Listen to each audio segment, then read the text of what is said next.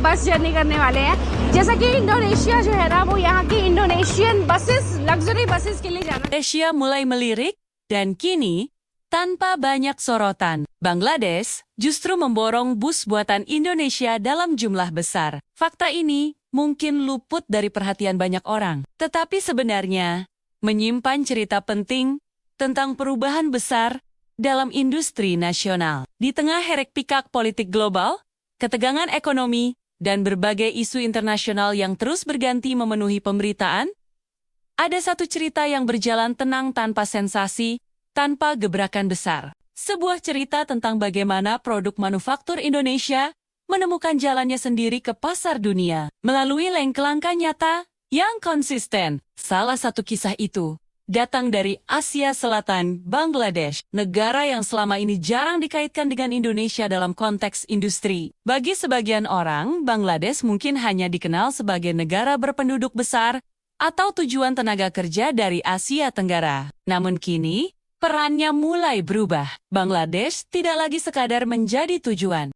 Ia telah menjadi pembeli aktif produk industri Indonesia. Dan bukan produk biasa melainkan kendaraan transportasi dalam skala besar yang menjadi tulang punggung mobilitas masyarakatnya. Semua ini dimulai dari sesuatu yang terlihat sederhana.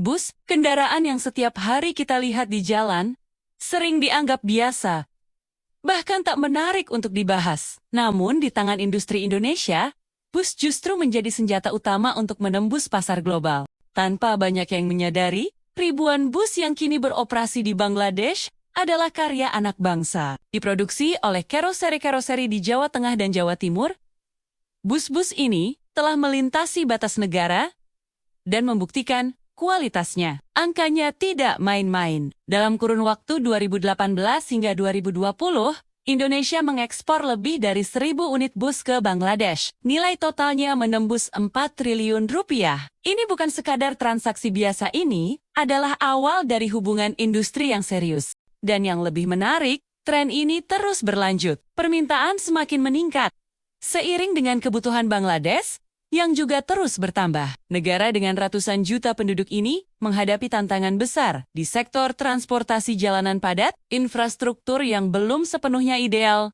serta mobilitas tinggi yang tak bisa dihindari. Namun cerita ini tidak berhenti di bus. Bangladesh mulai melangkah lebih jauh, melirik sektor yang lebih kompleks perkereta-apian. Melalui PT Inka, Indonesia berhasil menembus pasar ini dengan mengirimkan ratusan unit gerbong kereta. Pada tahun 2019 saja, lebih dari 200 unit berhasil dikirim, dengan nilai transaksi di atas 1,4 triliun rupiah. Dan seperti halnya bus, kerjasama ini terus berlanjut. Pesanan kembali datang di tahan-tahan berikutnya. Sebuah tanda bahwa produk Indonesia bukan hanya diterima, tetapi juga dipercaya. Lalu muncul pertanyaan penting, mengapa Bangladesh memilih Indonesia? Mengapa bukan Eropa, Jepang, atau negara lain yang selama ini dikenal sebagai produsen kendaraan kelas dunia? Jawabannya, ternyata tidak sesederhana harga meskipun itu tetap menjadi faktor. Yang lebih penting adalah kecocokan. Indonesia dan Bangladesh memiliki banyak kesamaan. Sama-sama berada di wilayah tropis dengan curah hujan tinggi,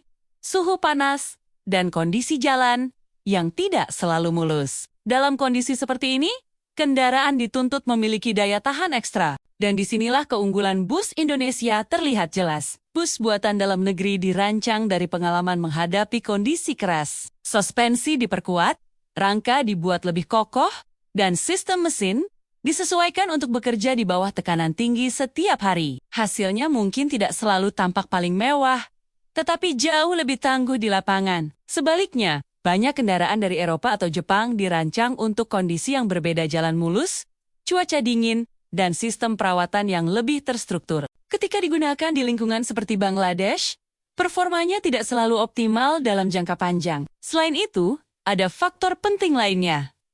Kemudahan perawatan. Bus Indonesia menggunakan komponen global seperti mesin dari Hino Mitsubishi Fuso atau Mercedes-Benz. Ini membuat suku cadang mudah ditemukan. Dan proses servis menjadi lebih sederhana. Bagi operator transportasi, ini sangat krusial. Setiap kendaraan yang berhenti beroperasi berarti kerugian. Alam industri dengan margin ketat, efisiensi adalah segalanya. Dan disinilah Bus Indonesia menawarkan solusi yang relevan. Kondisi di Bangladesh sendiri memperkuat kebutuhan ini. Tingkat kecelakaan yang tinggi, ditambah banyaknya armada lama yang sudah tidak layak, membuat permintaan bus baru terus meningkat. Saat ini diperkirakan lebih dari 36.000 bus beroperasi di Bangladesh. Jika hanya 10% saja diganti dengan produk Indonesia, potensi ekspornya bisa mencapai lebih dari 3.600 unit dengan harga rata-rata sekitar 3 miliar rupiah per unit, nilainya mendekati puluhan triliun rupiah dan itu baru dari satu negara. Namun di balik kesuksesan ini, ada ironi yang tak bisa diabaikan. Di Tempat lain, peluang yang jauh lebih besar justru belum dimanfaatkan. Salah satunya adalah Arab Saudi. Setiap tahun, lebih dari 1,4 juta jemaah Indonesia datang untuk haji dan umrah. Kebutuhan transportasi sangat besar. Namun kenyataannya, sebagian besar bus yang digunakan justru berasal dari China bukan Indonesia. Padahal, dari sisi kemampuan, Indonesia tidak kalah. Bahkan dalam banyak hal, produk dalam negeri memiliki keunggulan. Lalu mengapa ini terjadi? Jawabannya, strategi. China tidak hanya menjual produk. Mereka menawarkan paket lengkap pembiayaan, investasi, hingga dukungan pemerintah secara langsung. Diplomasi ekonomi dijalankan secara agresif dan terintegrasi. Setiap proyek menjadi bagian dari strategi nasional. Sementara itu, Indonesia masih sering berjalan sendiri. Industri berjuang menembus pasar global tanpa dukungan penuh yang terkoordinasi. Akibatnya, banyak peluang besar terlewat. Padahal, jika dikelola dengan serius, potensinya luar biasa. Bayangkan jika Indonesia mampu memenuhi kebutuhan bus jemaahnya sendiri di Arab Saudi. Nilainya bisa mencapai lebih dari 40 triliun rupiah. Dampaknya bukan hanya besar, tetapi juga luas bagi perekonomian nasional. Untuk mencapainya, dibutuhkan perubahan pendekatan. Tidak cukup hanya mengandalkan industri. Diperlukan kebijakan yang mendukung, strategi yang jelas, dan keberanian untuk bersaing di level global. Salah satu langkah konkret adalah membangun kawasan industri terpadu khusus kendaraan berat. Di dalamnya, seluruh rantai pasok terintegrasi dari rangka, mesin, hingga komponen interior, dan sistem elektronik. Dengan model ini, efisiensi meningkat, biaya ditekan, dan kualitas terjaga. Dampaknya tidak hanya pada ekspor, tetapi juga pada penciptaan lapangan kerja dalam jumlah besar. Ratusan ribu tenaga kerja bisa terserap, baik langsung maupun tidak langsung. Sebuah efek berantai yang mampu menggerakkan ekonomi secara luas. Pada akhirnya, semua kembali pada satu pertanyaan. Apakah Indonesia siap melihat dirinya sebagai pemain besar? Keberhasilan di Bangladesh harusnya menjadi bukti bahwa kita mampu. Ini bukan lagi sekadar potensi, ini adalah realitas. Produk Indonesia telah digunakan, diuji, dan diakui di negara lain. Namun keberhasilan ini tidak boleh berhenti sebagai kebanggaan sesaat. Dunia terus bergerak. Persaingan semakin ketat. Negara lain tidak akan diam. Mereka akan terus berinovasi, memperkuat strategi, dan memperluas pengaruh. Indonesia tidak boleh tertinggal. Diplomasi ekonomi harus berubah dari sekadar simbol menjadi alat nyata untuk memperjuangkan kepentingan nasional. Setiap peluang harus dimanfaatkan.